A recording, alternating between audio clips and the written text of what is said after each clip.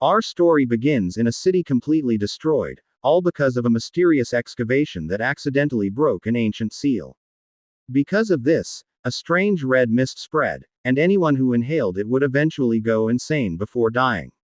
But something different happened to most other beings. They transformed into terrifying monsters with strange abilities, now called aberrations. In the middle of the chaos, a young man with a mutated arm stared at the destruction around him. Wherever the aberrations went, they left behind trails of ruin, turning entire cities into rubble. The monsters began attacking humans, and fear spread like wildfire, turning into a full-blown pandemic. In an attempt to stop the threat, the military was called, and they immediately launched a missile from a fighter jet. It hit the target and caused a massive explosion in the heart of the already destroyed city, pushing out a huge cloud of dust that covered every direction. When the smoke cleared, our protagonist was surrounded by giant wolves, and he shouted a name. Slowly, the monsters approached, baring their fangs, ready to strike. Realizing the situation, the young man's eyes lit up red, and he shouted the name again, Xiao Shui, where are you? He then charged at the monsters, using his mutated arm to take them down one by one. After the attack, he felt an intense pain in his arm, now glowing violently red. Even though his body had changed, he stood tall among the ruins, ready for whatever came next. His gaze was firm, his eyes gleaming, as he weakly muttered Xiao Shu's name once more. Struggling to walk through the shattered city, he kept calling for the girl. As he walked, he saw an old rag doll lying in the middle of the road.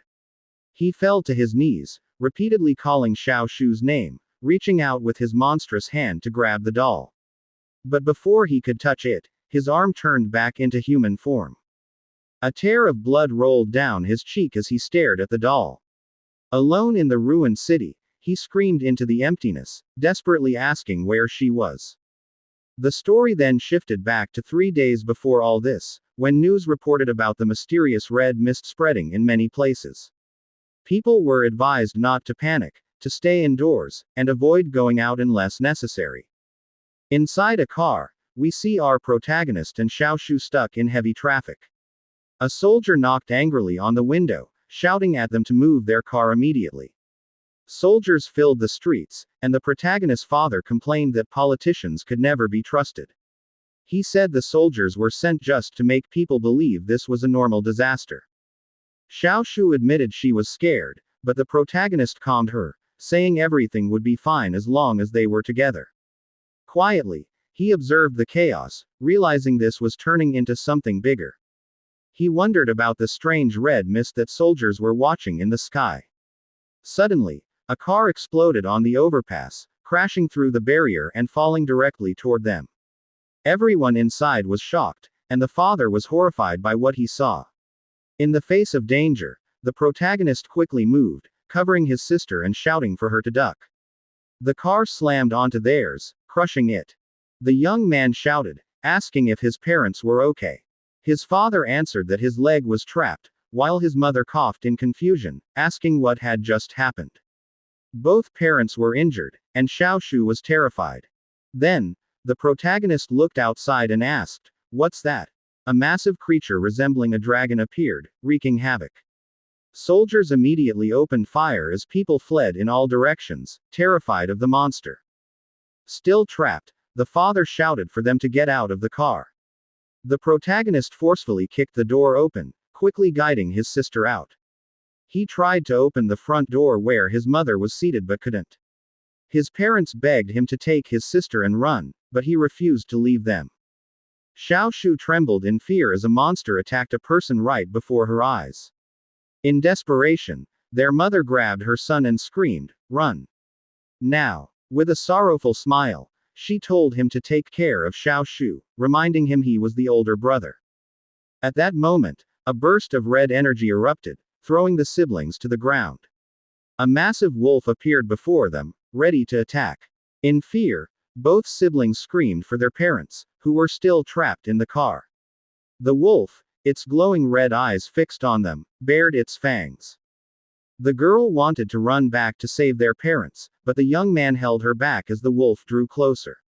Above, a giant flying monster added to the chaos in the city. It wasn't only animals. Everything turned into monsters. Even people went insane, fighting in the middle of the streets. While running for their lives, the young man wondered what was happening to the world. More monsters appeared, crawling on buildings and wandering through the ruined streets. They rushed into a store to hide, the boy covering his sister's mouth as a monster passed nearby. His chest tightened in fear as he prayed they wouldn't be discovered. Luckily, the monster passed without noticing them. Relieved, he hugged his sister and told her they were safe for now. But then Xiao Shu screamed in pain as red veins appeared on her face. Alarmed, he held her and asked what was wrong. Holding her head, she said she felt unwell. Suddenly, he caught his own reflection and saw the same red veins spreading across his face. He asked himself what was happening. Was it because of the red mist they had inhaled?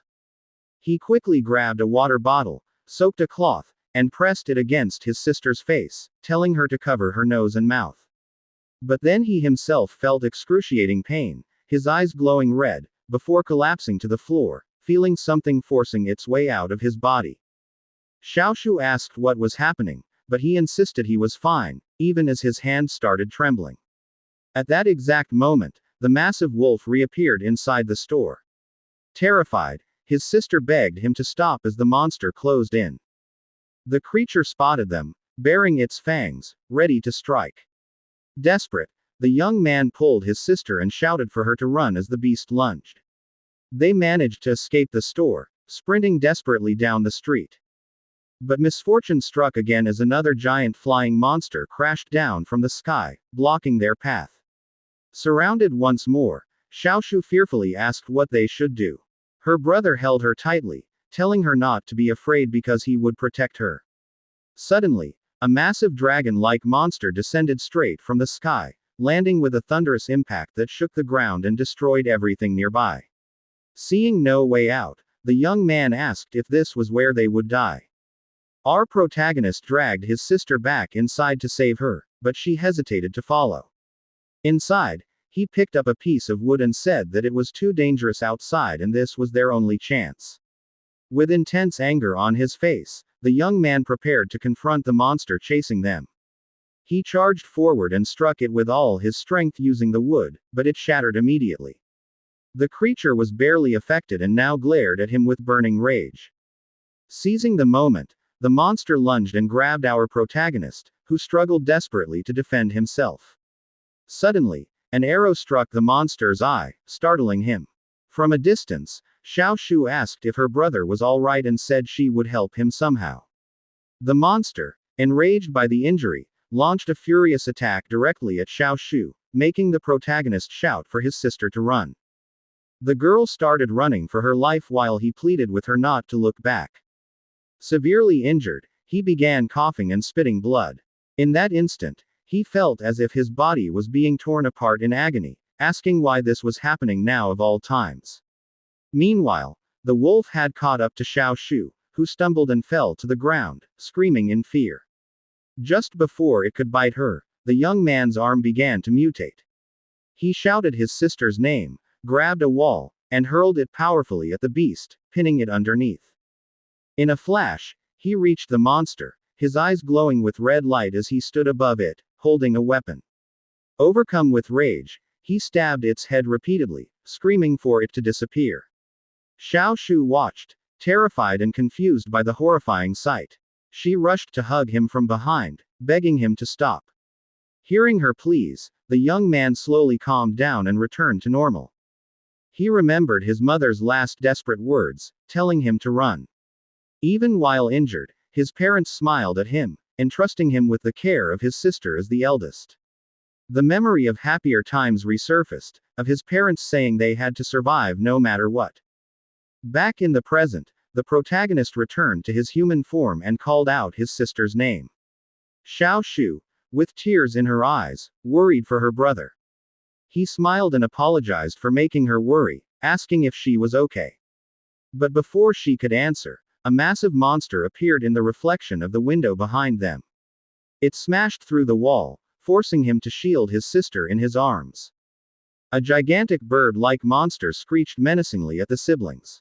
Our protagonist prepared to fight and called it an ugly bird. He shouted for it to stay away from his sister and bravely charged forward with his staff. With a powerful strike, he managed to push the beast back. After the attack, he told Xiaoshu to hide, saying he would handle the monsters. He explained that the largest one of all was watching them, and he needed to lure it away. Terrified, Xiaoshu clung to him, begging him not to go, afraid he might lose control again.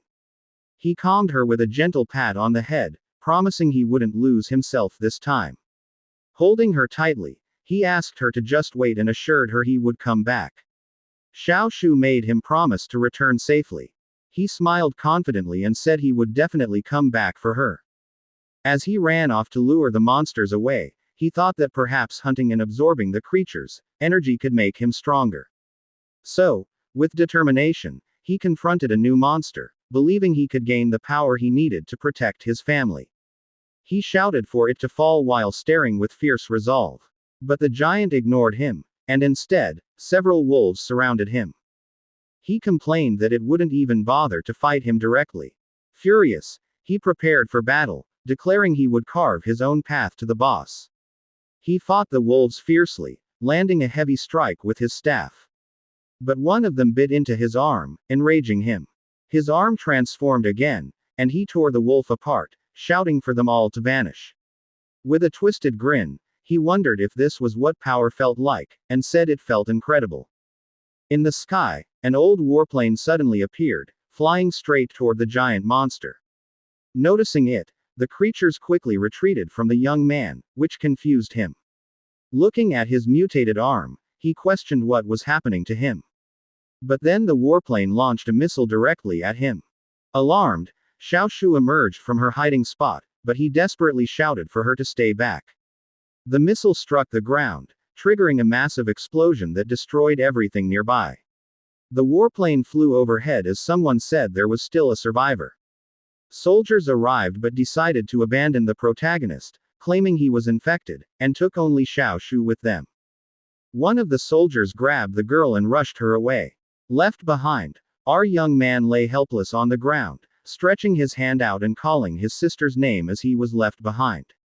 Surrounded by raging flames, there was sadness and resentment on Xiaoshu's face as she asked her brother a painful question: why didn't he save her? Why didn't he come for her? Meanwhile, the young man desperately shouted his sister's name.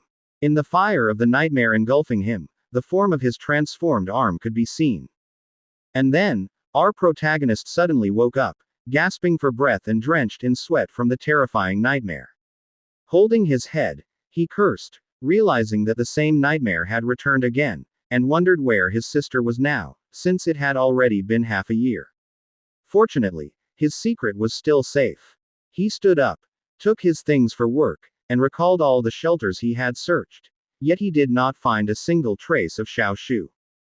Because of this, he joined the border patrol, hoping it would be easier for him to search. Now, the base of Shishi City was shown, a place that had clearly lost its former glory, now ruined and broken.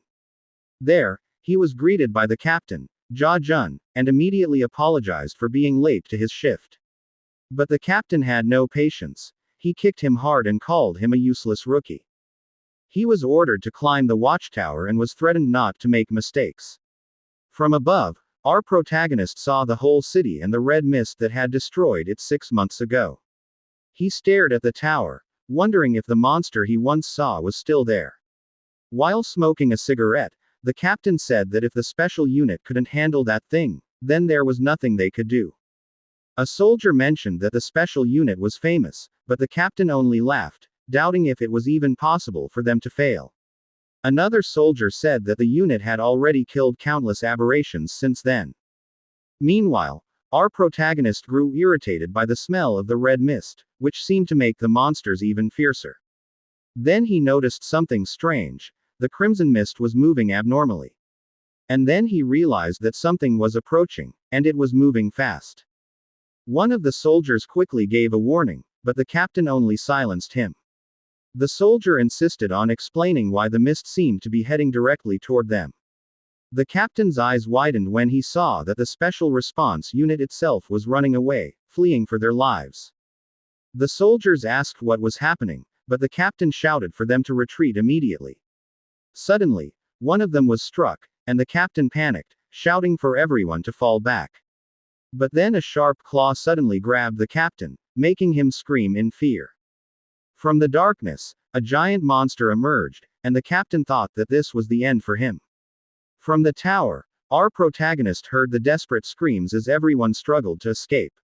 Amidst the chaos, he decided to jump down from above to help.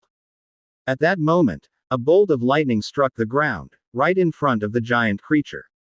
Our protagonist used his transformed arm and brought down one monster. But a much larger aberration appeared immediately, intending to swallow him whole. Yet he was fast. He struck a powerful blow and cut off the monster's head, adding to his count.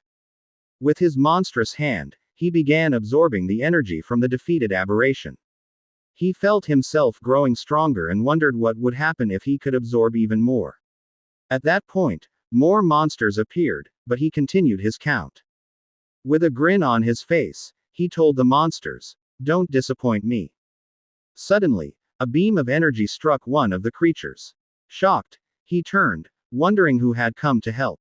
And then, the captain of the Blazing Blood detachment, Song Rui, appeared, wearing a serious expression. Our protagonist grew nervous when he realized that this man was part of the Special Response Unit. He quickly tried to return his arm to normal before it could be noticed. But Song Rui wasn't interested in any explanation. Instead, he ordered them to wipe out all the remaining monsters. The soldiers moved quickly and immediately surrounded our protagonist. He raised his hands and introduced himself, but the captain still ordered them to fire. But instead of him being hit, the soldiers destroyed the aberration standing right behind him. They confirmed the target was finished, as the monster's body slowly disintegrated. Then Song Rui approached slowly, asking about his weapon. And at that moment, our protagonist realized he was doomed. He had no answer. The captain ordered all units to retreat from the outpost to the temporary defensive line, and at the new location a guard announced that no one would be allowed to enter without Officer Song's permission. The leader glanced at a tablet containing the incident report, which recorded a total of 37 casualties. 2 from the Special Response Unit of the Ember Blood Squad, and 30 from the patrol team, ending the casualty report for this incident. This made our protagonist nervous, as it seemed he would be the next to be targeted. Tied to a chair, he asked why he was imprisoned when he too was a victim, but the woman pointed out that he had abandoned his post for 2 hours, and the attack occurred upon his return. Why? Did he think they owed him an explanation? Forced to come up with an excuse, he gave a flimsy reason, claiming he had only dozed off nearby and informed his captain. Suddenly, a soldier entered and reported that he was often late and never scolded by the captain. Enraged, he glared and warned the soldier not to drag the captain into this. The officer merely observed the scene and remarked that their patrol team seemed to have many problems. Meanwhile, far away, the captain he had saved lay wrapped like a mummy in a hospital bed, suddenly sneezing violently with blood, worrying the soldier guarding him. The doctor assured him not to worry, saying he wouldn't die yet, as all his test results were normal.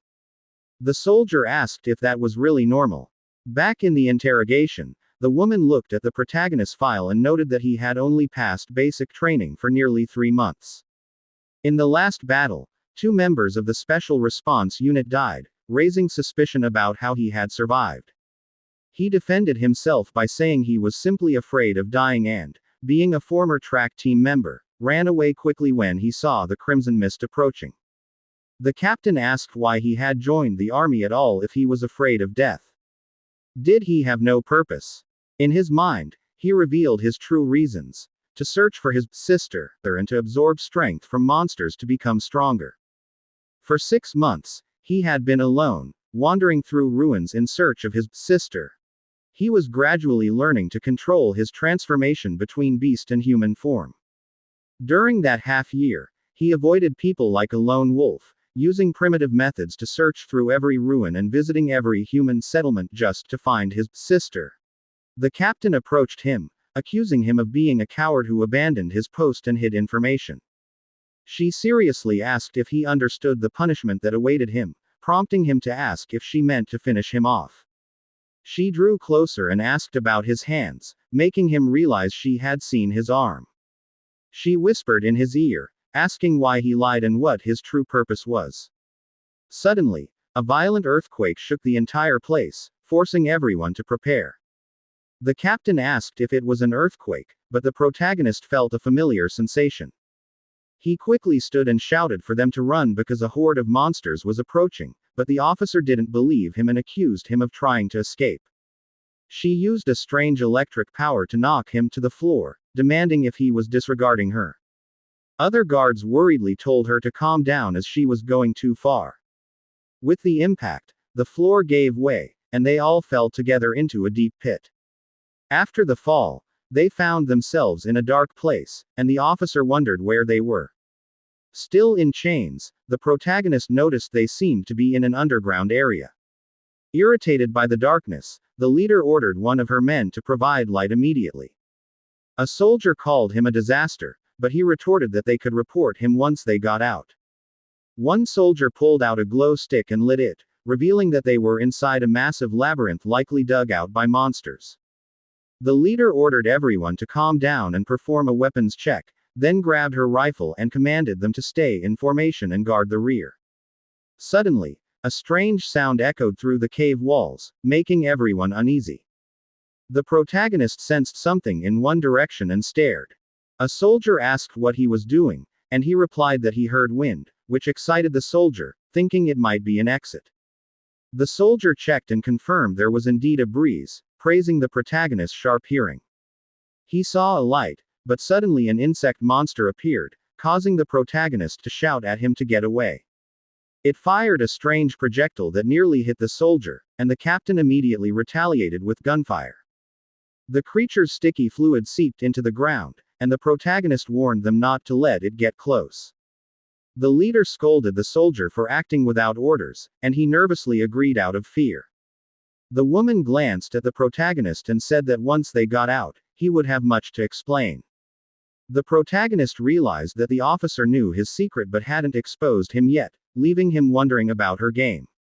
Suddenly, the strange sound echoed again, and they realized more were coming. A massive swarm of insect monsters emerged, all with glowing red eyes and sharp teeth, surrounding them in a terrifying horde that drove one soldier into panic. A soldier cursed and asked why there were so many insects here. The protagonist declared that they were now facing a huge problem. The monsters charged, ready to pounce on the surrounded group, but the leader wasted no time and immediately opened fire to try and create a path, forcing everyone to run while continuously shooting at the relentless monsters chasing them. The officer shouted at our protagonist not to stop running, saying now was not the time to hesitate. He then noticed that the chase had suddenly stopped and pointed out that the entire horde seemed to halt, making them all look ahead where a soldier pointed toward a massive cave. Inside, they saw a colossal monster absorbing the crimson mist. From there, it began gathering the mist into a red energy ball in its mouth. Sensing the imminent danger, our protagonist shouted to warn them all to be careful because that thing was extremely dangerous. The officer used her weapon and fired at the monster from afar, but the creature immediately released an immensely powerful red beam of energy in their direction. The purple energy from the leader clashed in the air with the crimson beam of the beast, and the woman's attack struck the monster's face, causing it to stagger slightly. Meanwhile, the monster's attack nearly reached the leader's face, and someone shouted to warn her to dodge, but our protagonist quickly leapt in front of her and used his transformed arm to block the beam.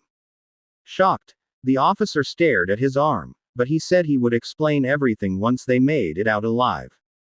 Facing the massive creature, he vowed that once this was over, he would tell the whole truth, causing the officer to worry since even her attacks had no effect, but he only smiled confidently and told her not to worry as he turned to fight. At that moment, he rushed toward the monster at full speed, declaring it was time to begin. He thought the monster was also of dominator class like him, while a screen displayed the monster ranks. He landed consecutive heavy punches on the beast's body, wondering how strong he would become if he absorbed it. After landing on the ground, he realized his attacks had no effect. In his mind, he admitted the monster was tough, and if it were ordinary, it would have fallen long ago, but this one was like a tank, likely having devoured many others like it. The giant monster struck with massive claws, but the protagonist easily dodged and remarked that its movements were slow, thinking all its points must have been placed in defense. His eyes gleamed as he mocked the monster, calling it nothing more than a walking punching bag. The other soldiers also fired, but their bullets had no effect, making one ask if he was just dreaming.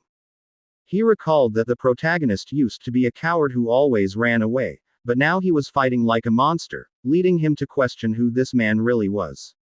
The officer fabricated a story, claiming he was a secret government experiment created to fight monsters, which a soldier questioned since he knew him as a coward, but the woman insisted she only confirmed it when he saved her. Another officer, Lin Yangji, asked if the captain was hiding something, but the woman continued her lie, saying he had escaped from a laboratory and infiltrated their patrol, warning the soldier that the information was highly classified and forbidden to tell anyone. Meanwhile, the monster prepared another red energy ball and unleashed it directly at the protagonist, who immediately felt the extreme danger and was forced to act. He shouted for everyone to move away as the red ball drew closer, and when it struck the ground, it caused a massive explosion that created an enormous wave of dust. As the smoke gradually cleared, the officer stood, still alive though shocked, along with the soldier who had survived and was astonished to still be intact after the blast. That was when he noticed Officer Yangji had shielded him, and he called his name in worry. Yangji's leg was severely injured, but he accepted it as a fair trade for a life. The wounded officer said he didn't become a soldier just to fight monsters but to protect humanity, and that he would never abandon his comrades. On the other hand, the monster struck again with its claws, hurling the protagonist far away. Lying on the ground, he cursed when he noticed the mist's energy had run out, his arm reverting to normal, leaving him completely powerless. He faced the Dominator class creature and realized the situation had only become worse. Suddenly, a loud gunshot rang out, followed by an explosion that struck the monster's head, surprising our protagonist. He turned and remembered the leader, Song Rui. She called out to him, telling him he must not die here because there were still many things he needed to explain to her. After being hit by the purple beam, the monster only stared at the woman and seemed to laugh. She was shocked by the creature's reaction and asked if it was really mocking her attack. Right after, the red mist poured out from the rifts and went straight toward the colossal monster. The leader realized it was restoring its strength and healing all its wounds. She understood that it could draw in mist from different places to regain its full power. Because of this, she shouted for them to retreat, but the protagonist refused, saying that today this monster would fall. He declared that the red mist was also making him stronger, and this was the best chance to strike. The officer warned him that if the plan failed, this could be his last battle. But he answered that he had already faced death many times, so what was one more? At that point, she agreed and said they only had one chance. She would unleash all her power to shatter the armor on the monster's head, and it was the protagonist's duty to destroy its brain. The leader aimed at the monster's head, preparing for her strongest attack. Then she released all her power while our protagonist charged in for the final strike. The blast hit directly, breaking the protection on the monster's head and opening the chance he needed. He seized it, leaping to strike the monster's weak point. Along with a furious roar, he unleashed a flurry of attacks. His strikes pierced through its skull, causing green blood to spurt out. From afar, the officer watched the scene, wondering if they had finally won. But suddenly, energy burst out and hurled the protagonist away with overwhelming force. The monster's body began to dissolve, and the woman screamed his name in worry. She ran to help him and found him lying unconscious, injured after the battle. While checking his pocket, she found something and wondered what it was. The officer picked up a photograph, while in the unconscious protagonist's other hand was a crystal. Suddenly, a sharp object pierced into his palm and began fusing with his body. In his mind, he asked where he was and why he couldn't control his body. Then he realized he had become a monster and questioned if this was his life flashing before his eyes. All of a sudden, a structure resembling DNA glowed intensely, though he could not understand why. Now, the crystal was embedded in his chest, and he realized he could move again. When he opened his eyes, he felt something strange in his chest. He recognized it as the monster's crystal and wondered how it ended up inside his body. The stone in his chest began absorbing the red mist again. He understood that the crystal could store the mist, and because of this, he would no longer lose control. This way, he could absorb other monsters to evolve without the fear of rampaging. However, there was a limit to the newly formed crystal, and it was absorbing the red mist excessively. The protagonist realized that at the rate it was being absorbed, the thing inside his chest could explode. He remembered the giant beetle that had used enormous amounts of mist and decided to let the crystal take it all in. The scene shifted, showing our protagonist lying on a hospital bed, surrounded by red energy. His eyes glowed red as he struggled to control all the power. He sat up and shouted while concentrating the red mist into an energy ball in his hand. At that moment, the officer entered the room and saw him holding that ball, calling his name and asking what he was trying to do. Then he hurled the energy ball toward the leader and shouted for her to get away immediately. At that moment, the energy ball exploded outside the building with devastating force. The scene returned to 5 minutes earlier at the hospital, where the group was resting after the recent battle. A soldier approached the captain and mentioned Deputy Lin's leg, but she assured him it was fine. In his room, Deputy Lin asked what the truth really was about our protagonist. The officer replied that the case of our protagonist was highly confidential and advised him to focus on his own recovery. She also told him that she had already requested his transfer to the logistics department so he could rest. She informed him that she would faithfully report everything to his father, Chief Song Lien. Deputy Lin pressed further, but she immediately cut the communication and ordered him not to go anywhere. Moments later, as she walked down the hallway, she asked a guard where our protagonist was.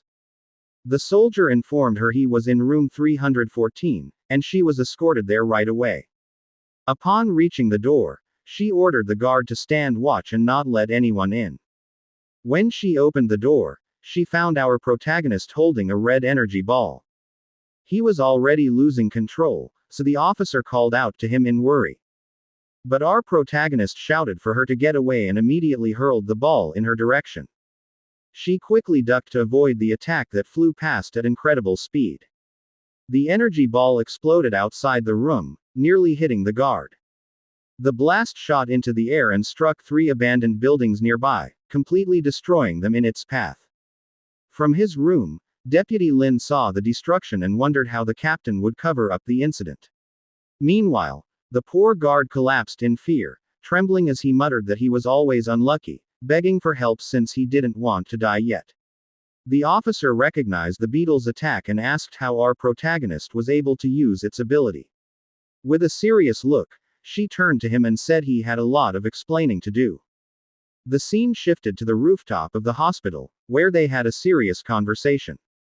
With her arms crossed, she asked if he could absorb monster cores and learn their techniques.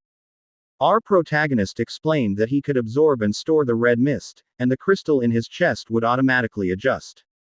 The captain gave him a mocking smile, saying he truly had many special qualities. Our protagonist admitted he had indeed gained their strength, but he feared that he might also turn into a monster. At that moment, he looked her in the eyes and asked if someone like him could still be considered human. She answered that he was different, and everything depended on how he used his power. The captain continued, saying that his strength was both a danger and a powerful weapon. She then laid out 2 paths. The first was for him to join her team as a reserve soldier, and the second was to be treated as a threat and eradicated like the other creatures. Our protagonist repeated the word, eradicated, with a serious expression. She pointed toward the destroyed buildings and asked if he thought the city's troops could really handle him. She called him arrogant and offered him several benefits if he joined her unit. But he doubted her and asked why she would risk recruiting someone like him. The officer admitted that she needed him for a specific purpose but insisted they were not enemies. She gave him a mysterious look, as if still hiding something from him. Then she handed him something, saying he could treat it as a deal. When he saw it, our protagonist was shocked. It was a photo of him and his younger sister. Stunned, he asked how she had gotten it.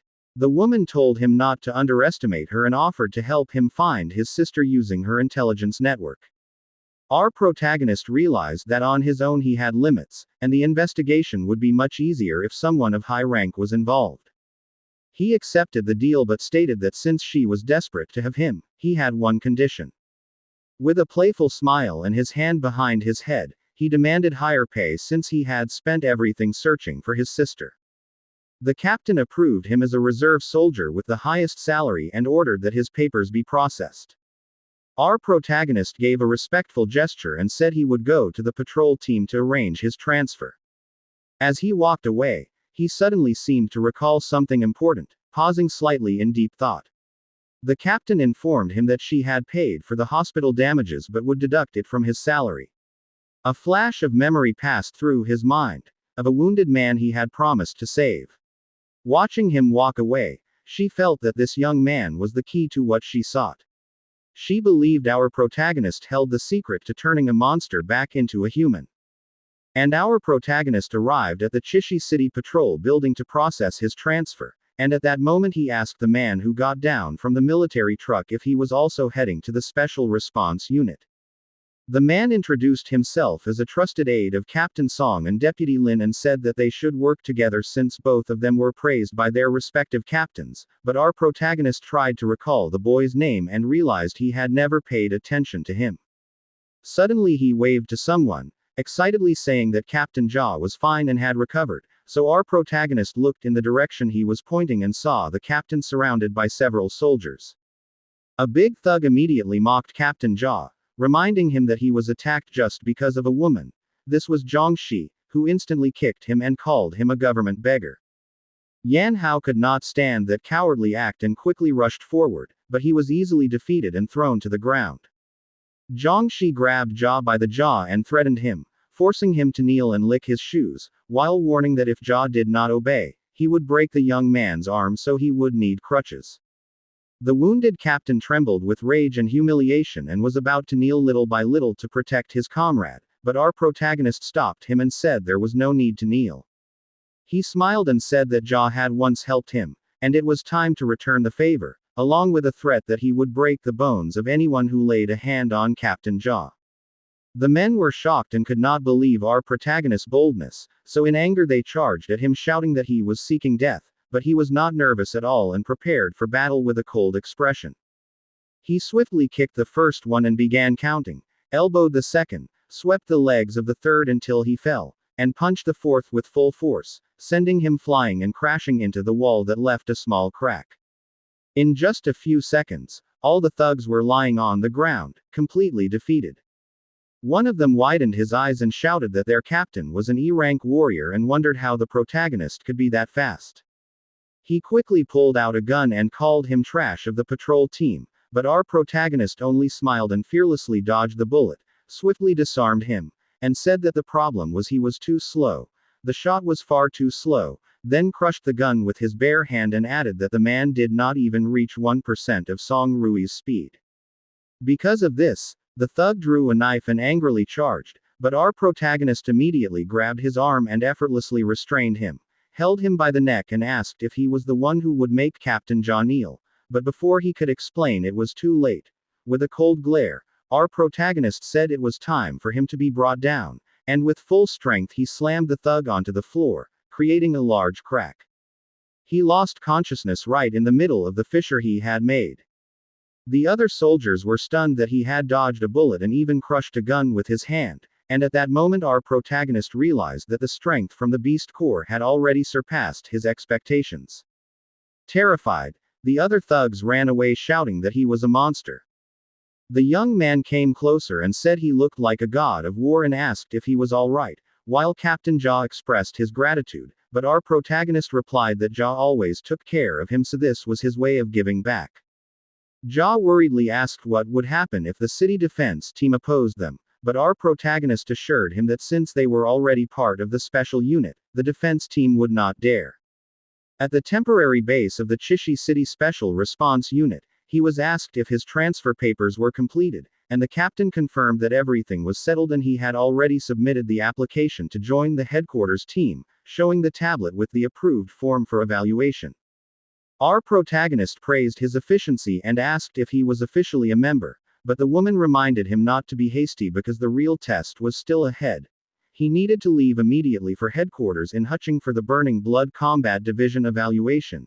The woman said she believed it would not be a problem for him, and with confidence our protagonist replied that he would set a new record. As they traveled toward Hucheng City, the convoy of military vehicles sped across the long bridge. It was a large convoy, lined with war vehicles.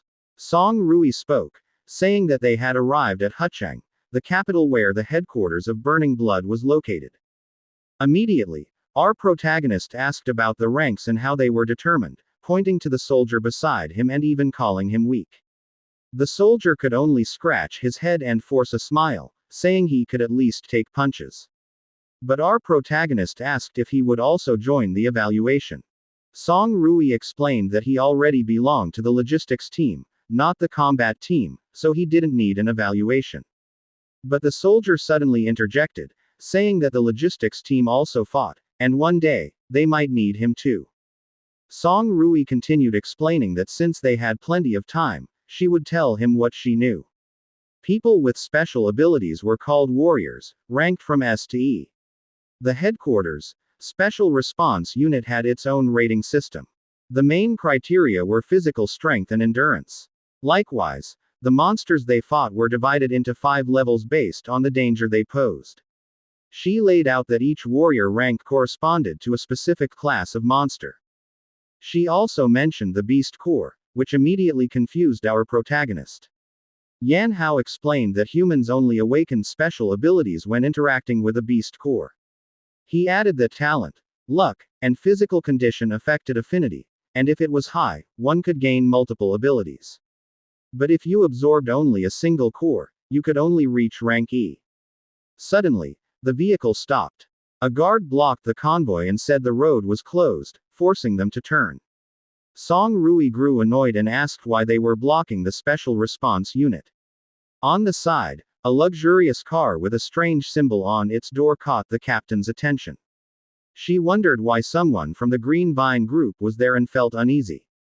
An hour later, they finally arrived at the evaluation site of Burning Blood, where many new recruits had already gathered. The head examiner, Lin Yongxin, came out and introduced himself. He declared that no matter what their pasts were, here they had to follow the rules. He strictly warned that he would not tolerate cheating, and the weak would surely not pass.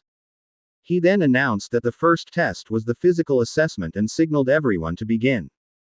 In the first part, our protagonist ran 100 meters while carrying 50 kilos, finishing in just 5.10 seconds. In the strength test with electromagnetic dumbbells, other recruits struggled to lift the weight, but he effortlessly raised 500 kilos with one hand, shocking everyone. Next came the striking power test. With a powerful punch to the machine that measured force, his blow was so strong it broke the machine, which only displayed an error message, unable to calculate the result. 10 minutes later, he approached the examiner and said he had completed all the challenges. The examiner confirmed it and announced that our protagonist's total score was 198. All the recruits were stunned, as the previous highest record was only 140. Some doubted him and asked if he had cheated. One staff member even reminded instructor Lin that the record for newcomers was just 140. At that moment, Zheng Jin, the captain's brother from Chishi, suddenly appeared, saying he didn't believe our protagonist's results.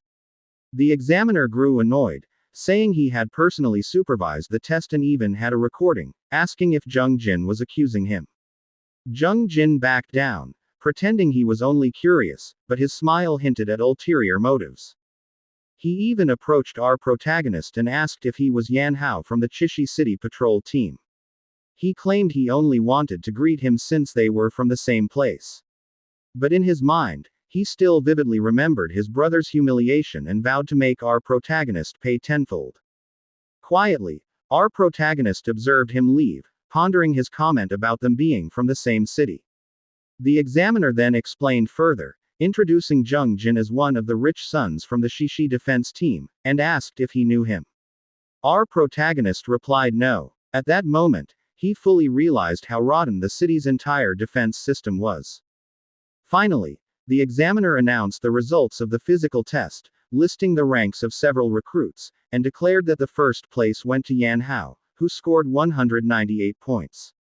A blonde-haired woman smiled, thinking she had only come to the assessment for fun, but she couldn't believe there was such a strong newcomer this year. She grew interested in our protagonist and decided she would study how to get closer to him. Her name was Jin Ying, a senior researcher of the Technical Intelligence Bureau. Inside a dorm room, we see Jung Jin alone, sitting with a tablet in front of him where he is speaking to someone. Annoyed, he said that he should have gotten first place in the previous test. Angrily, he complained that two monsters suddenly appeared and ruined his plan. The person on the tablet shouted at him, saying that if he weren't the brother of the dog from the Green Vine group, would he even be qualified for the assessment? He was warned that he had only one chance, so he should not waste it. With a serious face, he clenched his fist tightly and decided, he must get into the burning blood core, for the sake of his brother. The scene shifted to the Beast Core testing station, where the recruits were lined up, including our protagonist. The instructor explained how the next test would proceed. Each one must wear a special wrist guard and then insert the core. Once activated, the device would light up and the evaluation would begin. The instructor warned that if the affinity result fell below 40%, it would be an automatic failure. He also briefly explained what a beast core was. He said that only high-level monsters could produce it, and the quality of the core depended on the strength of the creature that left it behind. Each core could grant different types of abilities, from elemental to support skills. However, he clarified that the wrist guard they were using now was the weakest one, only for testing affinity, and did not grant real abilities. After the explanation, the instructor seriously announced that the affinity test would begin. The first recruit stepped up and took the test. Unfortunately, the result was only 39%. He collapsed to the ground in despair, shouting that he had even placed fifth in the physical test, so he could not understand why he failed. Next came another candidate who got 56%. The man shouted with joy, almost crying with happiness that he could now join the Blazing Blood. After that, Jung Jin's name was called. He walked to the testing platform, his red eyes gleaming. He took the core, put on the wrist guard, and inserted the gem into the device. With an angry expression, he shouted at the core to obey him. From his body spread a red aura. The result came out. 60% affinity. That meant he was a D-rank warrior. The other recruits were shocked because the highest until then had only been 56%. With an arrogant grin, he called everyone trash, proudly declaring that he was the strongest among them all. Meanwhile, our protagonist calmly observed Jung Jin as he walked away. Soon after, Jin Ying approached. She asked him if he was from Shishi City. How could that be, since she had never heard of someone strong like him before? She introduced herself as the know-it-all of the intelligence agency. She even praised him, saying it was impressive that he had slipped past their radar. She directly asked him about the incident of the crimson fog that had spread in Shishi City the other day. Our protagonist pretended not to know what she was talking about. Jin Ying only smiled and said it was fine, that she was simply very interested in him. As she leapt away, she smiled meaningfully. Our protagonist seized the opportunity to ask for information. He called her Miss Know-It-All and asked if he could request some information. The girl smiled and winked, saying she would help him but under one condition: he needed to score higher than her. If that happened, she was willing to give him any information he wanted. Just then, the instructor called the girl's name for her turn. She walked to the platform energetically, her confidence evident. When she reached the center, she asked everyone to pay close attention to what she was about to do. She even boasted that she, as a woman, would break Zhang Jin's record. When the protagonist heard this, he wondered if she really was that strong. But beside him, Zhang Jin smirked and called Jin Ying a pathetic clown. The girl only smiled, pointed at herself as if declaring she was the best, put on the wrist guard, twirled the core slightly in the air, and quickly placed it into the wrist. Then, with boldness, she declared for them to watch her. The result came out. 78% affinity. Everyone was shocked. The recruits could not believe it, while the girl, smiling with a thumbs up, was overjoyed at her victory. She surpassed Zhang Jin's record and even proudly mocked him. On the side, Zhang Jin seethed with rage, unable to accept what had happened. After that, the instructor called the final candidate, our protagonist. The girl immediately teased him, asking if he could feel the pressure. In our protagonist's mind, he realized she was not bluffing, she truly was strong. He walked to the platform calmly, thinking to himself that they should just watch. He knew he needed to win here to get information about Xiao Shu. He remembered what Song Rui had said, that his rank would not be lower than C. He also noticed that the core he held was black, the same as the one he had absorbed before. With a confident smile, he put on the wrist guard and activated the device. He raised his arm, ready to see his true potential. The first result appeared. C rank warrior. The recruits were stunned. One of them even commented that that level was already fit for a squad leader. But suddenly, the display on the screen changed. It showed a system error. Everyone was confused, as it had never happened before. And to everyone's shock, the final result appeared. 0% affinity. Everyone was stunned, especially our protagonist. He could not understand what had happened. Zhang Jin started laughing and called him a big loser, mocking him that even the beast core rejected him. Our protagonist only had a serious expression. At that moment, he looked at his wrist and noticed something strange, feeling that there was something wrong with the device. The wrist guard began to emit a red aura, and the beast core was directly absorbed into his body. His eyes flashed red as he realized what was happening. His body was forcibly absorbing the core. The blonde woman ran to the computer, unable to believe the result.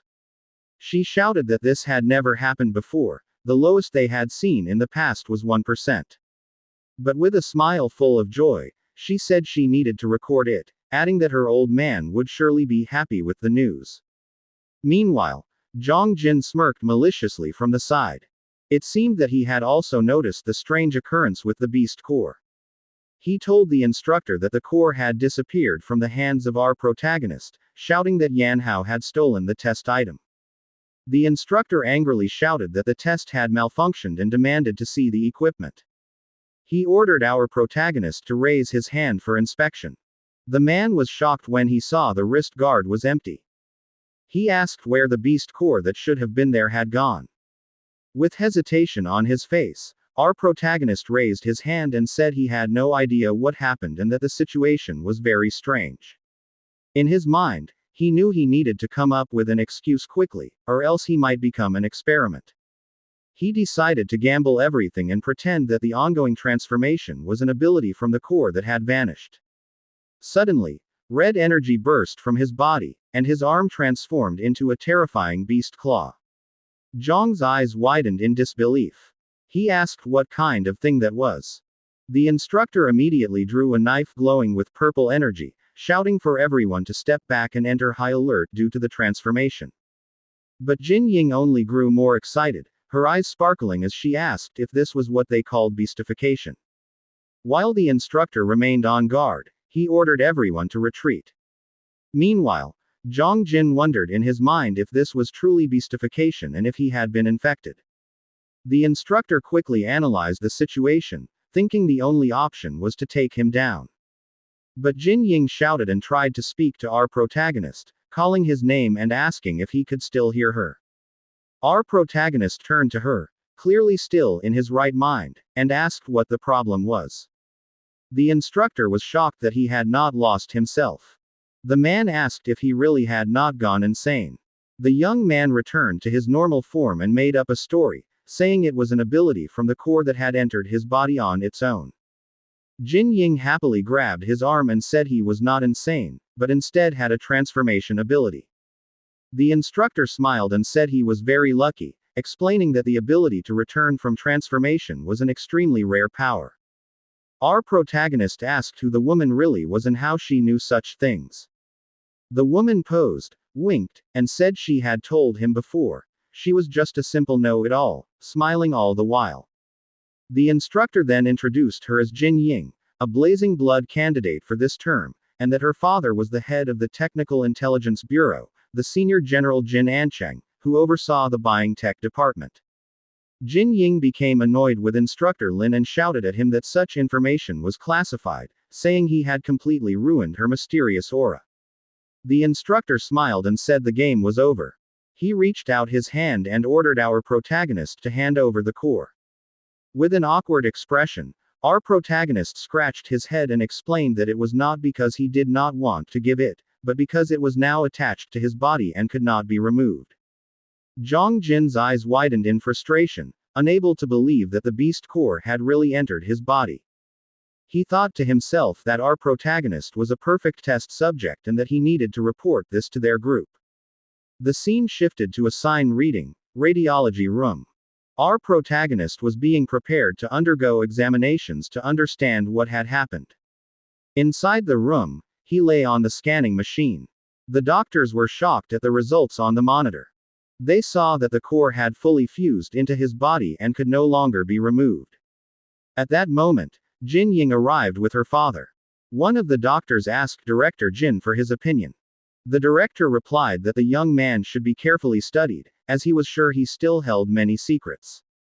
Shortly after, two men in uniform entered the room. One of them asked the director about the situation and the origin of our protagonist. The director smiled oddly and complained about the blazing blood corpse policy, calling it ridiculous that they still followed the 40% affinity rule. But he was interrupted by the white-haired man, who told him to cut the drama and ordered him to explain what was happening. This man was Song Lian, chief of the general staff of the Special Response Unit.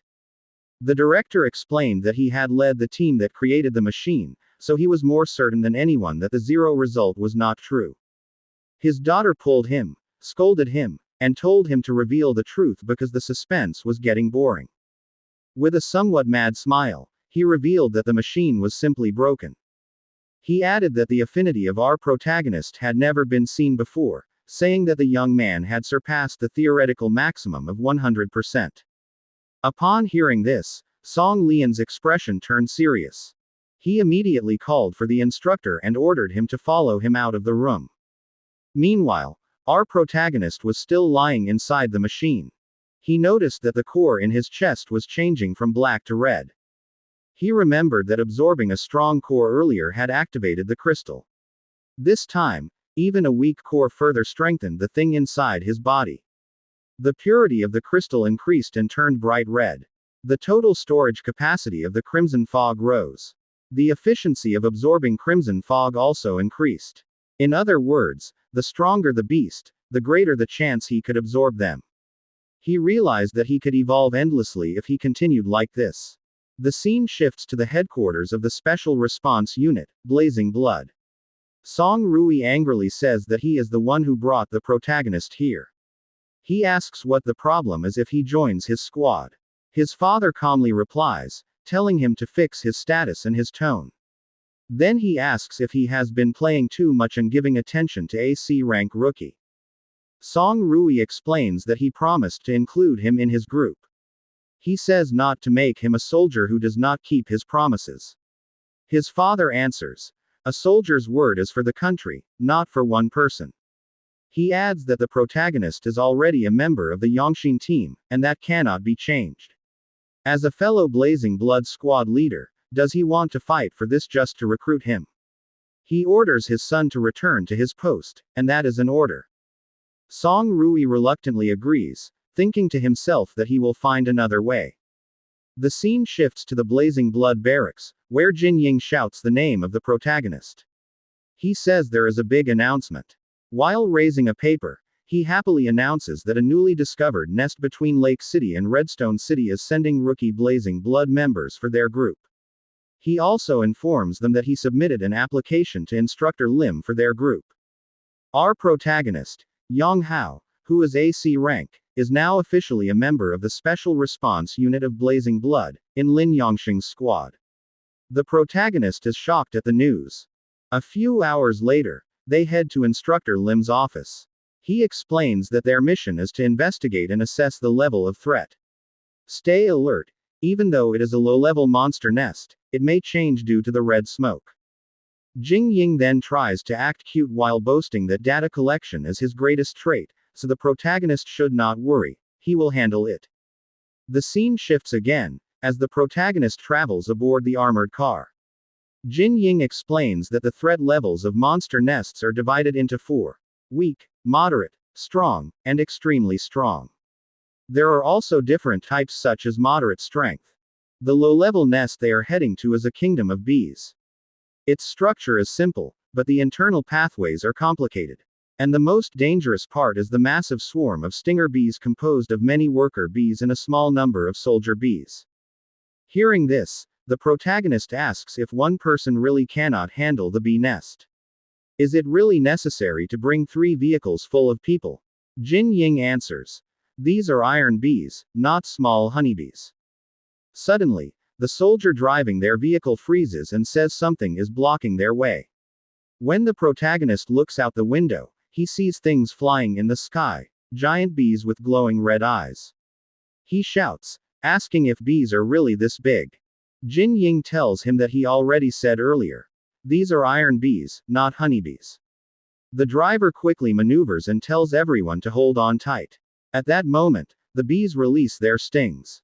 Seeing this, Jing Ying shouts that this is not good because iron bees attack using their stingers, and their vehicle's armor cannot withstand it. At that moment, the protagonist shouts. He will fight the bees outside. He thinks this is the perfect chance to test his newly formed move. Holding the car door, it gradually begins to change. Moments later, he steps out of the vehicle with monstrous hands. He yells at his companions to find cover and defend themselves. He will be back. He begins attacking the giant bees using his transformed arms. The driver is shocked and asks what kind of ability that is, as he managed to turn the car door into a weapon. Smiling, Jin Ying says that it is a transformation skill. He adds that during the assessment, the protagonist managed to absorb a beast core. At first, he thought the protagonist could only transform himself. He did not expect that he could also use objects for his transformation skill. This means he can turn anything into a weapon. He takes out his notepad, saying this is astonishing and that he must record the battle data. He needs to study it when they return. As the protagonist continues fighting, suddenly a green light shoots directly at him. It pierces through his created weapon, and he wonders what that green thing was that broke through. He realizes that attack is stronger than an iron bee's stinger, capable of breaking his defense. Without hesitation, he shouts to his companions that there are more enemies. He does not know where the attack came from. He warns Jing Ying and the others again to be careful and find a safe hiding spot. The group hides beside a large rock, but one soldier wearing fire protective gear opposes Jing Ying. Arrogantly, he says that iron bees are afraid of fire. Jing Ying warns him not to go out, but he still runs, until the green light strikes him. It directly hits the tank on his back, causing a huge explosion, and he burns alive. The protagonist continues battling the giant bees and asks Jing Ying where the green stings are coming from. Looking at his tablet, Jing Ying explains that it is from a hound-class queen bee. Its stinger has poison capable of piercing armor below C rank. The protagonist shouts in disbelief if such a monster really exists here. The one who investigated this area must have made a mistake because this is not a low-level nest. Hearing this, the protagonist tells Jing Ying to help him fight the scout-class bees, and he will take care of the queen bee. Jing Ying immediately agrees. He releases a surge of energy from his body, gradually gathering it into his hands, then shouts, "Storm." He unleashes sharp winds that strike the monsters one by one, creating a path toward the queen. Seeing this, the protagonist's eyes glow blue. He thinks he has caught it now. A gigantic queen bee with 3 glowing red eyes appears before him. As his eyes shine, he removes the weapon attached to his hands and slowly wraps it like paper until it forms into a sharp spear. He raises it and tells himself that its shape will handle the rest. Then, he stomps the ground hard, shattering it, takes his stance, and hurls the spear surrounded by a crimson aura straight at the queen bee. The queen of the bees could no longer react to the attack and was immediately struck in the abdomen, the protagonist's weapon almost piercing through. When Jing Ying saw this, she could hardly believe that the protagonist had directly hit the queen's vital point. But it was still not completely defeated. Jing Ying even questioned how it gained such power, since it was only a hound class. She thought maybe it was not, but before she could finish her thought, she immediately shouted at the protagonist not to let it escape.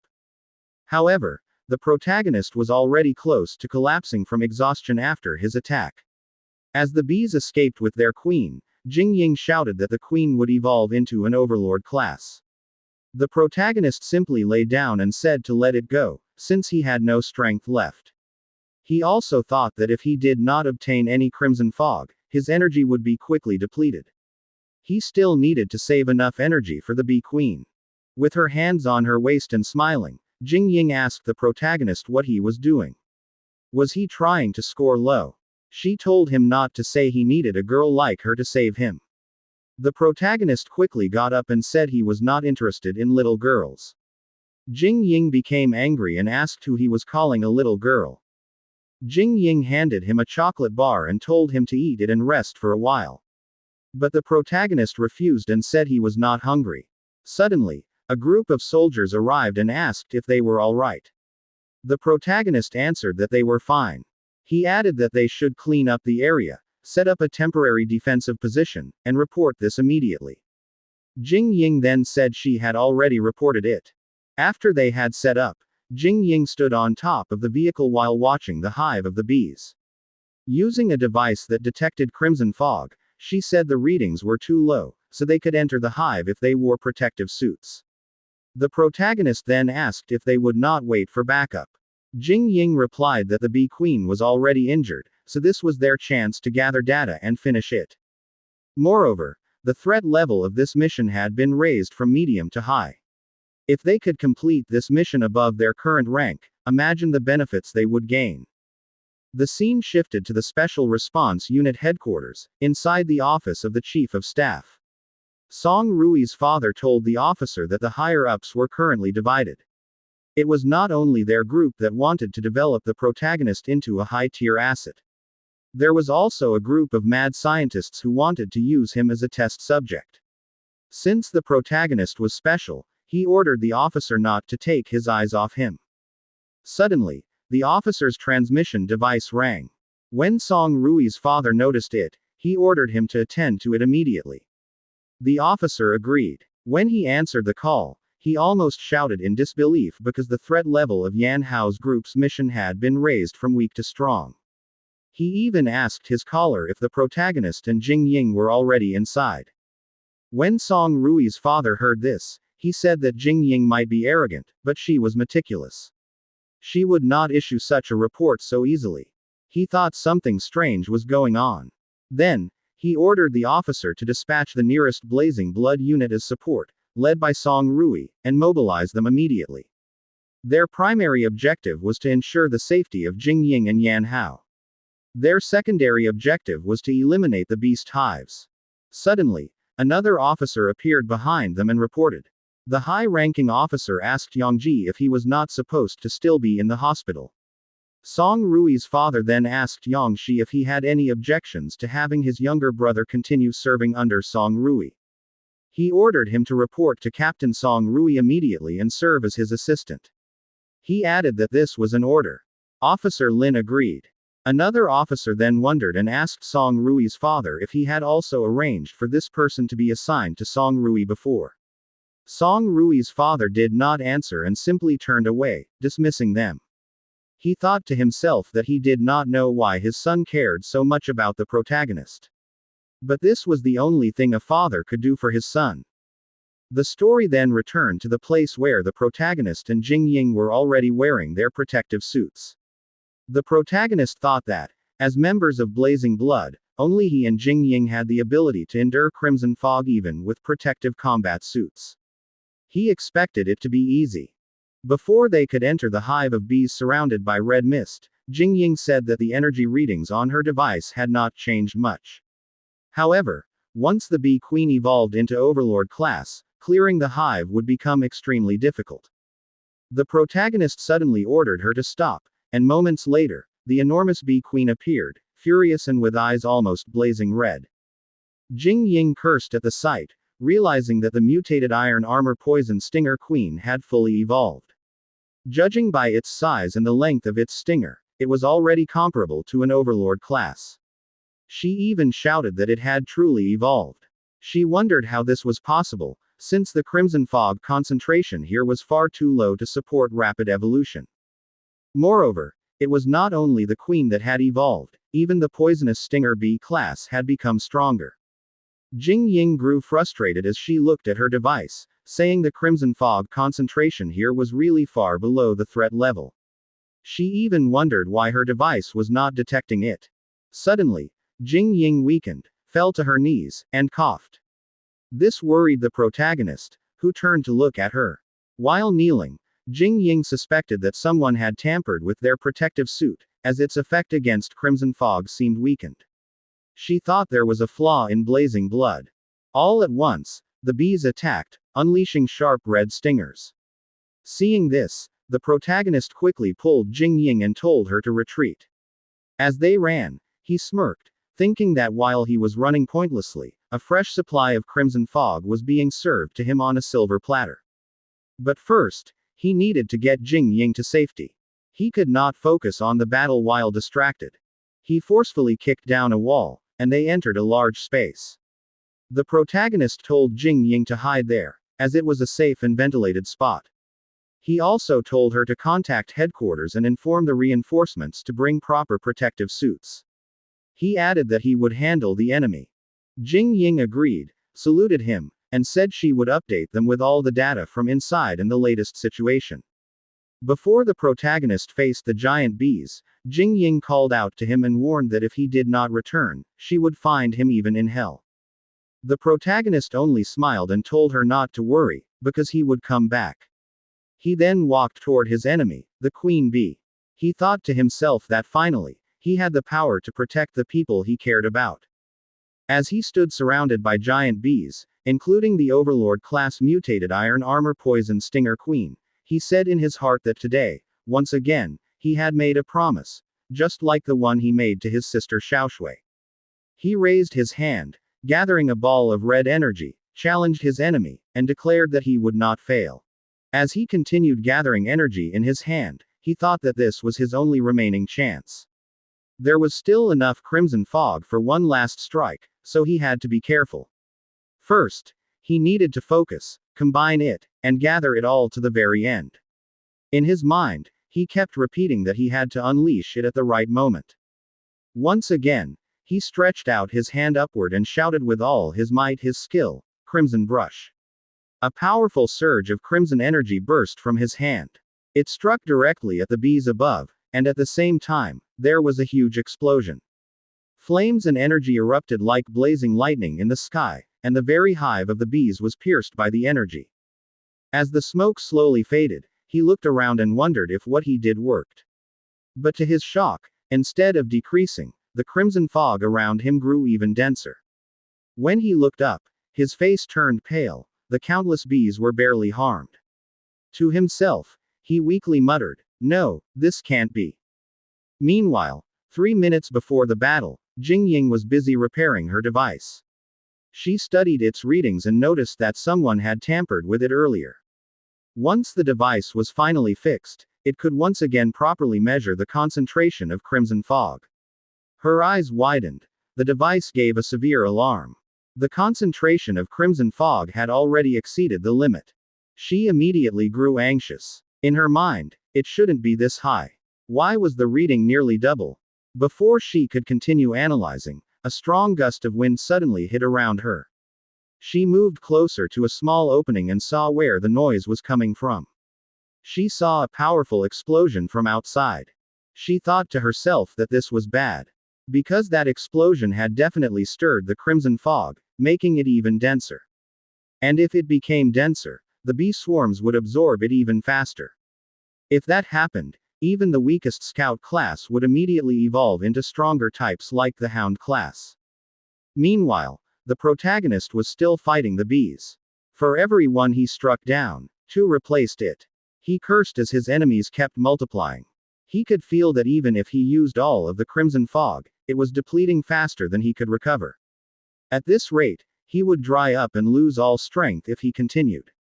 As Jing Ying observed, she watched the protagonist's neck. There, she noticed it, clear signs of crimson fog corruption. On top of that, it was obvious that his protective suit had been tampered with. The device continued to ring an alarm. Jing Ying grew restless. She thought that if this continued, the protagonist would lose control and be completely consumed by the crimson fog. Because of this, she quickly gathered energy in her hand. She told herself that she had to remove the crimson fog around the protagonist even if it stopped the fight. She released her skill, a wind pressure bullet aimed directly at the protagonist's position. Right after, she pointed her finger like pressing a button and shouted, "Detonate."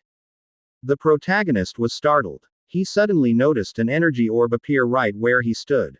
Before he could react, he cursed. In his mind, he thought, "Who did this?" He was greatly dismayed because his source of energy was cut off. At the same moment, the bees attacked again. They released green spikes and fired them at him all at once. He immediately used his transformed arms to block them. But 4 spikes struck him. He instantly felt the effect. The poison carried a paralyzing effect. While he was momentarily distracted, suddenly an attack came from behind. He knew he couldn't dodge it. He thought this was the end. But before he was struck, a soldier suddenly appeared. The soldier took the blow for him, the attack piercing his back instead. The protagonist's eyes widened in recognition. "Professor Lin," he shouted. Furiously, Lin answered, "The battle isn't over. Focus." As the bees surged again, a burst of powerful violet energy suddenly erupted from another direction.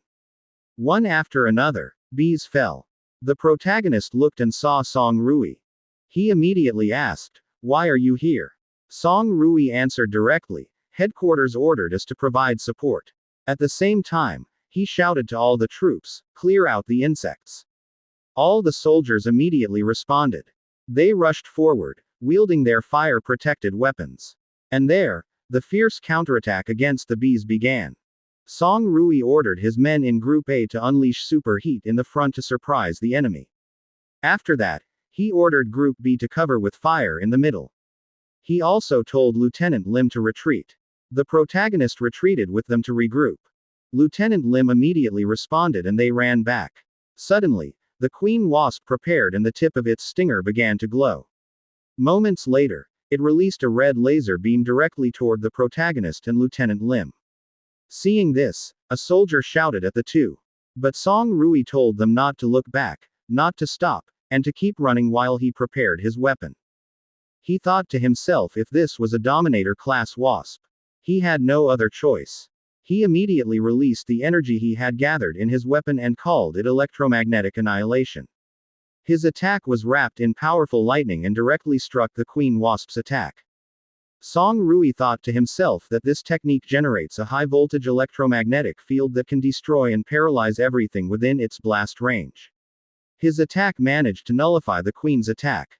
After the explosion, blue lightning spread and directly struck the queen wasp. A soldier shouted in awe after seeing their captain's attack and realized that this was the Dominator class Queen Wasp that Jing Ying had reported in his intel. Another soldier shouted that it looked like it was trying to escape. But Song Rui shouted that it was already paralyzed and could not escape. He ordered everyone to clean up the swarm and prioritize the rescue. Everyone immediately agreed. The protagonist glanced back slightly and said that he had no idea Song Rui was this strong. Lieutenant Lim said that back in Redstone City, he hadn't brought his battle equipment and combat armor, so this was probably not even his full strength. While the soldiers were busy burning the wasps, Song Rui approached the protagonist and asked where Jing Ying was. The protagonist quickly pointed to where she was. Suddenly, Jing Ying came out and called Song Rui, Ice Queen, angrily saying that 10 minutes more and she would have taken her corpse instead. Song Rui told her not to forget to get treatment and that she still owed her for the last time she had saved her. Lieutenant Lim said that their primary objective had been completed, the wounded had been rescued. He asked what the next orders were. Song Rui answered, eliminate the swarm and remove the threat of the nest. Meanwhile, while they were busy talking, the protagonist secretly slipped away behind them, thinking that he would use the opportunity to gather Crimson Fog energy again. The last Crimson Fog cannon blast hadn't finished off the Queen Wasp, so he needed to try again. He slowly absorbed the Crimson Fog around him and sighed as he felt it was almost completely filled. But suddenly, he froze and turned when he heard something. Even Song Rui's group could not believe what they saw. The Queen Wasp was not completely defeated and began gathering strength again. Jing Ying shouted that it was absorbing all the Crimson Fog in the nest, and added that it was evolving again. She couldn't believe it and asked if it had become an Overlord class. Her device suddenly gave a warning that the Crimson Fog had already exceeded level 4. Jing Ying asked where that fog came from. Could it be that this nest was high level? The Queen let out a loud roar and Hound-class wasps began emerging again behind them. When Lieutenant Lim saw this, he quickly warned Captain Song Rui that the wasps were appearing behind them. The protagonist quickly jumped and said they could handle the wasps and he would finish the Queen. Song Rui shouted and ordered everyone to continue assisting. Lieutenant Lim replied that he understood. As the protagonist jumped quickly upward toward the Queen, he thought about how he would finish it immediately. Using his transformed hand, he began slashing the Queen repeatedly. Then, he stepped back slightly and gathered red energy into his hand. He thought it wasn't enough to rely only on his claws. He immediately threw the ball of red energy toward the Queen and shouted Scarlet Condensing Blast. It caused a massive explosion and he immediately fell to the ground. He wondered if it worked. But before the smoke cleared, the Queen launched a sharp projectile toward him, which he barely dodged. He thought that he needed to find a suitable weapon. He paused slightly when he saw the Queen's stinger stuck on the ground.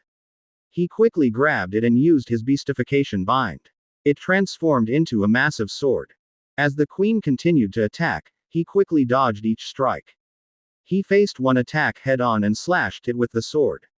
He gathered all his Crimson Fog energy. He was in the air, above the Queen, right in front of its head. He thought, since this weapon was given to him, he would return the favor. His sword and his eyes glowed with red energy. He shouted Red Mist Slash. He swung the sword with great force, splitting the Queen Wasp in half. It exploded violently and its body parts scattered everywhere. As the smoke slowly cleared, a red crystal appeared in the air, glowing brightly. As he looked at it, he thought that it was a Dominator class beast core. He immediately grabbed it and said that he would take it. But suddenly, the crystal shone on his chest and a tremendous red energy burst out through his whole body. He felt its weight. He thought that the energy of that power was immense. His crystal core instantly filled and he could barely endure the overflowing energy. Meanwhile, in Song Rui's group, they continued slaughtering the wasps. They managed to eliminate them all. Jing Ying even wondered why the wasps suddenly weakened. Song Rui ordered everyone to go and support the protagonist. But when they turned, they were shocked to see the protagonist collapsed on the ground. Song Rui immediately shouted, calling out his name. Yin Ling immediately examined the protagonist lying on the ground. She said he had been too exposed to the Crimson Fog and might lose himself. When Song Rui heard this, he immediately ordered Lieutenant Lim to deploy a mobile medical pad, and block the neural transmission. Lieutenant Lim immediately agreed. They returned to the temporary camp beast-type perimeter and placed the protagonist in the mobile medical pad. A worried soldier asked how the protagonist was. Lieutenant Lim replied that he was stable for now. Song Rui then told Jing Ling that as the tech officer, she should adjust and monitor the parameters of the medical pad. When they had properly laid the protagonist inside it, they immediately closed it and anesthesia was administered. Jing Ying said this was only temporary and that they needed to return to headquarters immediately. Meanwhile, inside the protagonist's consciousness, he was being strangled by one of his personas whose whole body had already transformed. It told him to surrender his body and embrace beastification. But in the protagonist's mind, he remembered his parents, crying and bloody when the world began to change. He also remembered his sister's face crying, as red veins slowly appeared on her face. He wondered in his mind if he was about to die. He apologized to his parents and to his sister. He even said that everything was over, and he was almost losing hope. But suddenly, his father appeared before him, telling him to take care of his sister. Meanwhile, his mother told him he had to live. His sister also appeared and begged him to promise that he would return safely. The protagonist thought that his sister was still waiting for him. Next, the people around him appeared, the soldiers who told him that he was a warrior and that this fight was not yet over. He needed to focus, and they trusted that he could do it. One even said he would not allow him to give up. Others urged him to wake up. He shouted loudly as he thought that everyone was waiting for him and that this was not over yet. He had to survive. From his back, chains began to emerge and bound the persona that had been strangling him earlier. He declared in his mind that he had to find Xiaoshu and protect everyone he cherished. He would not fall here. This was not his duty alone. While pointing seriously at his other persona, he said that it was also its duty to fight. After that, he began absorbing its crimson fog while it was bound in midair. In his mind, he said it should return because everyone was waiting for them. Smiling, he looked at the transformed crystal in his chest and chuckled slightly, asking if this was the price of being strong. With every breakthrough, he felt like he was dancing on the edge of a cliff. After all this, he wondered in his consciousness why he still could not open his eyes and could not move. Meanwhile, while the armored vehicles were heading back to headquarters, suddenly a strong whirlwind appeared around them. A sandstorm made it difficult for them to drive. The soldier driving shouted that the sandstorm was too thick, he could not see the road, and it was too dangerous to drive. Lieutenant Lim told Song Rui that there was an old ruined city just 3 minutes ahead. He asked if they should take shelter. Song Rui did not immediately answer and instead asked Jingying about the protagonist's status. While looking at her laptop, Jingying said his vitals were stable but he remained unconscious. Then Song Rui ordered Lieutenant Lim to head to the ruins and tell the accompanying vehicles to follow. They went straight to the ruins that Lieutenant Lim had mentioned, and as they entered a large abandoned building, Song Rui shouted for everyone to get out and regroup. But he noticed the surroundings and told Jingying that something seemed wrong with this place. He ordered her to check the structural stability, crimson fog density, and heat signatures. Jingying immediately complied. After that, Song Rui ordered the soldiers to protect the protagonist because he was the top priority of their headquarters. Meanwhile, some people were hiding and grinning, their eyes glowing red as they watched them. Moments later, they released many arrows coated with green liquid. Lieutenant Lim immediately went on alert and shouted to everyone that they were under attack and had to take cover. An arrow struck directly at him, but using his gear suit, he blocked it with his arm and activated hardening. Jingying noticed that the arrows contained poison from the wasps. Moments later, a strong explosion occurred and a large rock fell from above. Song Rui immediately shouted for everyone to take cover. He strongly kicked the medical pad containing the protagonist to push it away before the rock could fall. He quickly ran to avoid it. Meanwhile, Lieutenant Lim protected Jingying using his hardened armor. The attackers began to emerge and surrounded them. Their leader shouted not to let them escape and to take everything. The enemies began throwing bottles, and when they shattered, green smoke came out. Song Rui realized it was Dominator class beast liquid, a gas that causes paralysis. He immediately covered his nose. The enemy leader gave the signal to begin the attack and kill them all. Suddenly, a large man with an eye patch appeared in front of Song Rui. He even called her sweetheart and demanded goods.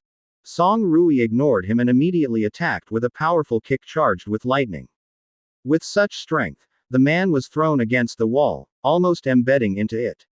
But suddenly, a chain struck directly at the medical pad and dragged it away. Song Rui hurriedly chased it, but because of the effect of the gas, he fell to the ground. The enemies were delighted as they pulled the chain attached to the medical pad. One even said that if it was being guarded so heavily, it must mean there was treasure inside. Jing Ying panicked as she tried to reach for the medical pad and shouted for them to stop. But suddenly, an arrow struck her leg and she screamed in pain. She fell to her knees and cried out the protagonist's name. Meanwhile, inside the medical pad where the protagonist was lying, a symbol began to glow on his body. When the bandits finally took the medical pad, Jing Ying told Song Rui that they needed to hurry to rescue the protagonist. Song Rui disagreed and told her to stay there and keep quiet. Holding the arrow that struck Jing Ying's leg, he thought about how he not only failed to protect the protagonist but also let Jing Ying get hurt. He blamed himself, feeling like a complete failure. He cut off the shaft of the arrow embedded in Jing Ying's leg, then slowly pulled it out and wrapped it with a bandage. He told Jing Ying not to move because that was all they could do for now. Jing Ying said that the thieves had set up an ambush even before they arrived and wondered how they knew their movements. Officer Lin came over, called Captain Song Rui, and reported that they had secured the area. Most of the thieves had fled after being poisoned. Song Rui said that there was a severe sandstorm outside, so they couldn't transfer the protagonist to the surface. He suspected that the target was underground. He pointed to an abandoned elevator shaft and suggested that it might be the entrance to the enemy's hideout. He immediately ordered all personnel to assemble. All units were to prepare for battle, and the objective was to rescue the protagonist. Team A was assigned to guard the exit and protect Jing Ying, while Officer Lin and Team B would go down with him. They had to succeed. Failure was not an option. All the soldiers agreed. One soldier stepped forward and pleaded with Captain Song Rui to let him come along. Song Rui refused, explaining that he wasn't a combatant and that they didn't know what was waiting below. He advised him to stay with Jing Ying and protect her with Team A. But the soldier shouted that the protagonist was his best friend who had once saved his life, and now that he was in danger, how could he just stay there? Song Rui allowed him to come but warned him to stay close and not fall behind. The soldier agreed. At the bandits' hideout, one man complained that the metal chest was too heavy and asked what was inside. Another replied that he didn't care, since if it was hidden in an armored vehicle, it must contain something valuable. A man wielding a huge axe came over and told them to move aside. He raised his weapon, his eyes flashing, and struck the medical pad with full force, but not even a scratch appeared. He was the leader of the raiders. He cursed, saying it was tougher than a bank vault and that they had already broken several crowbars and sledgehammers trying to open it, yet it hadn't budged. A young man volunteered, saying he could open it, but they would have to go underground. The leader got angry and asked what nonsense he was talking about, saying it was just a dead end down there and that the last 3 who went never came back. Others mocked him, saying he was dreaming and that even rats couldn't survive there. The young man said he had seen the key down there and asked if they wanted to make a bet. The leader immediately grabbed him by the neck and demanded who he thought he was. The young man replied that if he could open it, he should be allowed to leave, but if not, he could be killed anywhere the leader wanted. The leader nodded, saying if he tried anything funny, he would kill him instantly. Meanwhile, still lying inside the medical pad, the protagonist thought that he didn't know what had happened after he lost consciousness, but it seemed he was in the enemy's hideout. After the upgrade of his crystal core, he could feel that his sensory ability had become much stronger. He could sense not only his surroundings but even beneath the ground, as well as the state of his own body. Red notifications appeared, showing that his crystal core had reached the rust-red stage, his crimson fog reserve was at 67%, and his abilities had evolved. Beastification Claw, Beastification Entwine, with new abilities plundered, Crimson Fog Bullet and Poison Gland. The protagonist realized that the poison gland must have come from the Bee Queen. The raiders had already reached the bottom of the pit, where a giant dragon skeleton lay. The leader said that this was the place and warned the young man not to try anything foolish. The young man approached the skeleton, pointed to a sharp bone, and said that was the key. The leader ordered the box to be brought over, but before they could move it closer, the medical pad suddenly opened.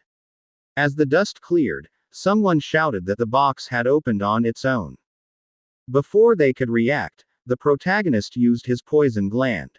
From his hand emerged a dark green smoke that quickly spread among the enemies. Watching the effect, he said it wasn't bad as a supportive skill for crowd control and seemed quite useful. The leader cursed and asked why there was a person inside, thinking that the protagonist had let himself be captured to infiltrate their hideout. The protagonist mocked them, saying they were a bunch of fools. The leader said he was a veteran warrior and that killing someone like him would be as easy as crushing an ant. He immediately attacked, shouting for the protagonist to go to hell. Before the strike landed, the protagonist activated his poison bean and punched the leader hard in the face, asking if that was all he had. The leader was sent flying, crashing into the wall so hard it almost broke. The young man beside them screamed, and the protagonist turned to look at him. With a terrifying smile and glowing red eyes, he asked if the young man wanted to try him. The young man couldn't respond and fainted. The protagonist noticed many aberrant skeletons around, all shattered and seemingly having killed one another. He realized that someone had deliberately thrown them all down there for a pit fight-like massacre. Looking up, he sensed Song Rui's electromagnetic signal about 10 floors above. He smiled faintly, crushed the sharp bone of the beast, and said that woman must be getting impatient as always. Above ground, the raider troops were exchanging gunfire with Song Rui's group. Officer Lin charged forward directly, even as bullets hit him.